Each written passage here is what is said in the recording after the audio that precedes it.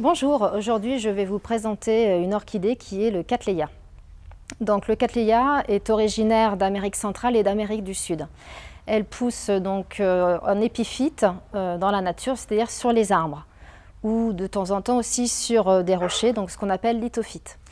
Donc le Cattleya est très facile de culture. À l'intérieur de la maison, on va la placer à un endroit surtout très lumineux, le plus près possible d'une fenêtre. Donc environ 1 mètre maximum, pas plus loin. Au niveau de l'arrosage, donc lors de la période de végétation, c'est-à-dire de la pousse des feuilles, on va être sur un arrosage sous forme de bain d'environ une demi-heure. Donc ça, 1 fois par semaine. On va surtout, après le bain, bien la faire égoutter pour qu'il n'y ait surtout pas d'eau qui stagne au pied des racines qui pourrait la faire mourir à la longue. 1 à 2 fois par mois, on va aussi ajouter de l'engrais. Donc l'engrais, on va la mettre aussi sous forme de bain. On va d'abord toujours bien humidifier l'orchidée pour ne pas brûler les racines, donc pendant 1/4 d'heure. Et le quart d'heure d'après, on va la refaire tremper dans l'engrais. Donc on va utiliser, si on peut, 2 engrais différents. Un engrais croissance qui va aider l'orchidée à faire ses nouvelles pousses de feuilles. Donc dès qu'on voit que le nouveau pseudobulbe sort, on va mettre l'engrais croissance. Une fois celui-ci terminé de pousser, on va mettre un engrais floraison qui va aider le Cattleya à refleurir. Donc ces engrais, ils sont tous les deux différents de par leur composition. Le croissance, ça va être un engrais équilibré, azote, phosphore, potasse. Tandis que le floraison, il y aura moins d'azote mais plus de potasse pour aider l'orchidée à fleurir. Le bain, on va aussi le faire, ça c'est très important, avec de préférence une eau de pluie à température ambiante, car les Cattleya ou les orchidées en général n'aiment pas l'eau calcaire. Quand arrive le printemps, donc à partir, on va dire, du mois de juin jusqu'à, on va dire, mi-septembre, le Cattleya peut être placé à l'extérieur, c'est-à-dire au jardin. On va le placer bien sûr à l'ombre sous un arbre pour pas qu'il soit en plein soleil. Durant ces fortes chaleurs, on va aussi ne surtout pas l'oublier au niveau arrosage. C'est important de continuer à l'hydrater car à l'extérieur, avec le vent, la plante va très vite se dessécher. Arrivé donc l'automne, on va la rentrer à l'intérieur de notre maison et on va la placer à ce moment-là toujours plus près possible de la fenêtre. Mais on va réduire un petit peu les arrosages, peut-être tous les 10 jours. Toujours sous forme de bain. Une fois que votre orchidée a fini de fleurir, on va procéder donc à la taille de la fleur. Donc à ce niveau-ci, c'est purement esthétique, hein. Ça n'apportera rien de plus à la plante.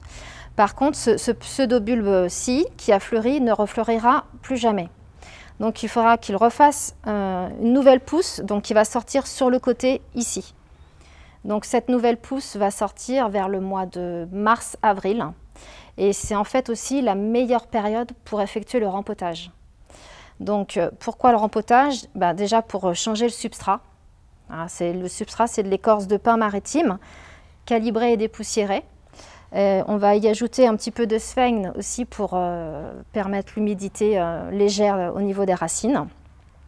Et on va rempoter aussi pour amener un pot plus grand, pour permettre à cette nouvelle pousse qui va sortir ici d'être à nouveau dans le pot. Si on ne rempote pas, le pseudobulbe va sortir et les racines vont se retrouver à l'air. Donc quand elles sont à l'air, ça va sécher beaucoup plus vite que si elle est dans le pot. Donc au moment du rempotage, on va sortir la plante entièrement. On va enlever tout ce qui est toute l'écorce, on va mettre vraiment les racines à nu et on va effectuer un nettoyage de ces racines. On va couper celles qui sont sèches, mortes ou pourries. On va vraiment garder que celles qui nous paraissent bien vivantes. Donc on va remettre dans un pot soit un petit peu plus grand, si la plante a vraiment bien poussé, ou alors voir dans le même pot ou dans un pot plus petit si on voit qu'elle a régressé, que par problème de culture, les racines ont pourri, on va être amené à les remettre dans un pot plus petit. Donc on les remet dans le pot, on met l'écorce avec la sphène, on va tasser légèrement pour que la plante se maintienne bien dans le pot. Et ensuite, on va procéder à un arrosage, mais uniquement sur le dessus de la plante, à peu près tous les 8 jours. On reprendra vraiment le bain d'une demi-heure, mais au bout de un mois et demi, lorsque l'orchidée aura vraiment refait de très belles et nouvelles racines dans le pot. De même, l'engrais se fera juste à ce niveau-là, à ce moment-là, donc un mois et demi après. Petit conseil pour faire un apport de lumière à vos orchidées durant l'hiver. Donc, si vous voulez ajouter des lampes artificielles style LED, n'excédez pas 10-12 heures de lumière par jour.